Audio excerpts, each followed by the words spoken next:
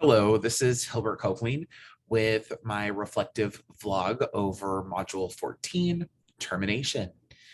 So, Module 14 posed a lot of information and questions specific to ending the relationship between worker and client.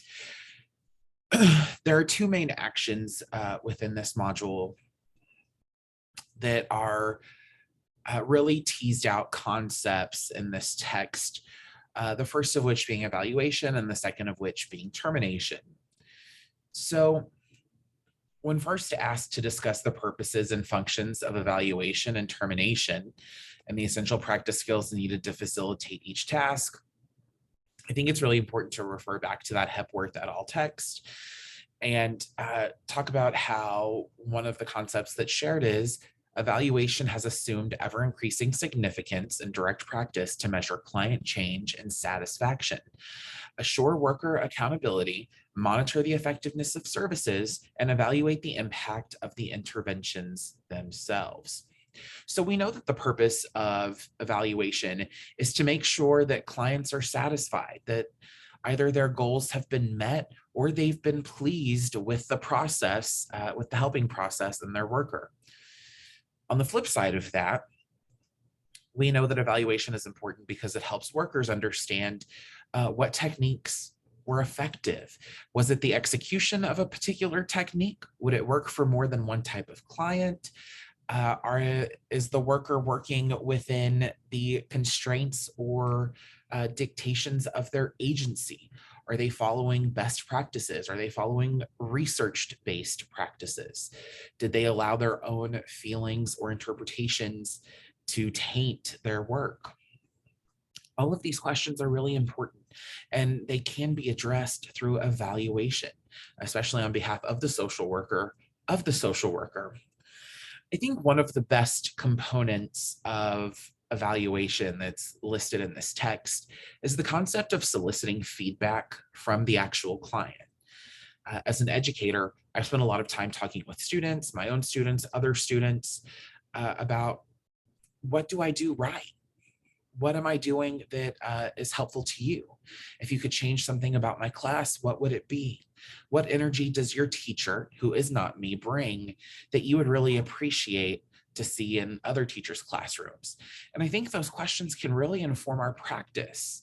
As educators, yes, but specifically as social workers, if we're to ask ourselves, what do we do that's most effective for most clients? Or what do we do that's most effective for particular clients or particular cultures or particular communities? I think that we then expand our knowledge and our practice to be more inclusive and more all-encompassing. And I think that's really a goal of a social worker. Maybe not the goal, but a goal. Termination refers to the process of formally ending the individual social worker-client relationship. It typically occurs somewhere, it typically occurs regardless of the duration of the relationship. So it might happen when a client realizes that they've met their goals. It could happen when a client transitions to different services or a different service provider. It could also be in reference to time-limited services. Some services are time sensitive. They are limited either by health plans, the amount of sessions available as a free service. And so when that time period ends, there has to be a conclusion, there has to be an evaluation, there has to be a termination. And then when social workers or clients leave the relationship.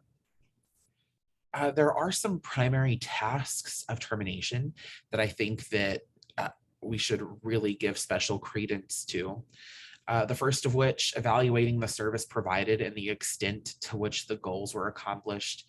Again, back to evaluation as the first step to termination. Then determining when to implement termination.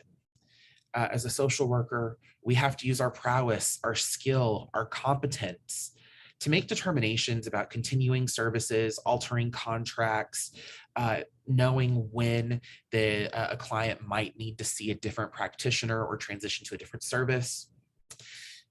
3, mutually resolving emotional reactions experienced during the process of ending. Regardless of how the worker feels, regardless of how the client feels, this relationship is going to be terminated. And working through that together, what that means for each person is healthy, and it really allows for a proper goodbye and a proper end to the relationship, a proper termination. And then 4, planning to maintain gains achieved and to achieve continued growth. Part of termination is that a worker wants to see that their client has the tools necessary to maintain the positive changes that they have made. Also, a plan to see that they continue to grow, that there's more development in the future. And that's really the ideal way to end a termination. Lastly, the question is posed of discussing the difference between outcome process and satisfaction forms of evaluation. And there are several types of evaluation, the first of which is outcome evaluation. So it's when results are assessed against the goals that were first formulated during contracting. Now, we could do this a number of ways. We could talk about the changes in frequency of difficulties. We could talk about the frequency of target behaviors being achieved. We could talk about the severity of different problems, the achievement of goals or tasks. We can do goal attainment scaling, which is something that we practiced in a past skills demonstration. We could talk about managing and adapting practices such as treatment selection, design, implementation, and evaluation kit, having an entire system set up to provide that evaluation that's really well research documented. We could use standardized scales, single subject designs where clients are asked to measure themselves against an earlier version of themselves. What's really important in the outcome evaluation stage, if one so chooses to evaluate in that fashion, is that a worker should not challenge the perception of the client. Instead, if they think that maybe something is inaccurate or embellished, a social worker might say, okay, walk me through how you achieved that. That's really exciting. Help me understand it better.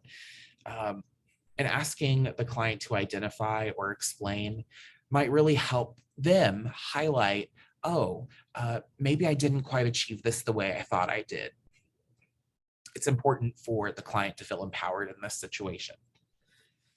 We could also do process evaluation, which belongs more on the social worker. So identifying parts of the process that were useful or detrimental. Were there certain things that I used as a practitioner that were really helpful to you, but maybe weren't helpful to somebody else, or vice versa.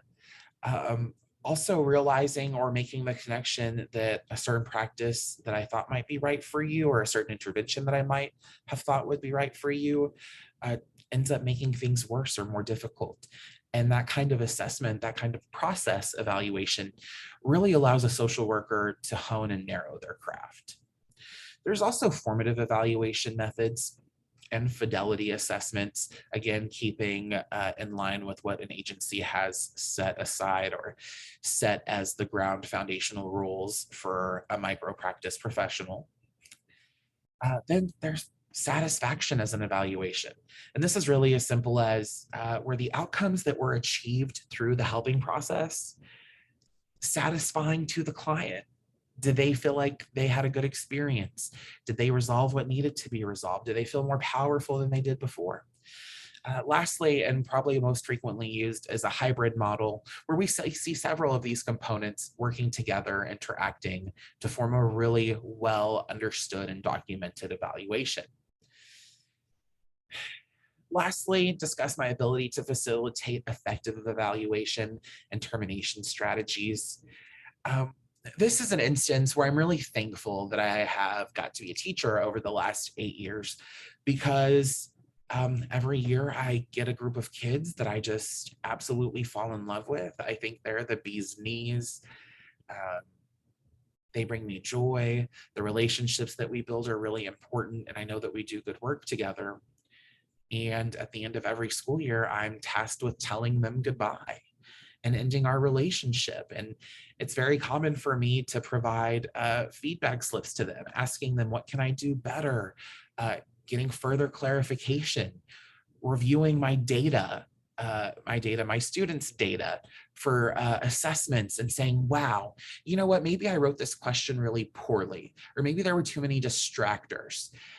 So I already have a great amount of experience assessing myself, assessing my methods, and assessing outcomes. And so really, I feel like I'm quite adept at doing this. I just have to learn how to effectively translate that to social work practice, which in all honesty, I feel like is something I could probably do fairly easily. This was my last reflective vlog over Module 14. I'm Hilbert Copeland. Thank you.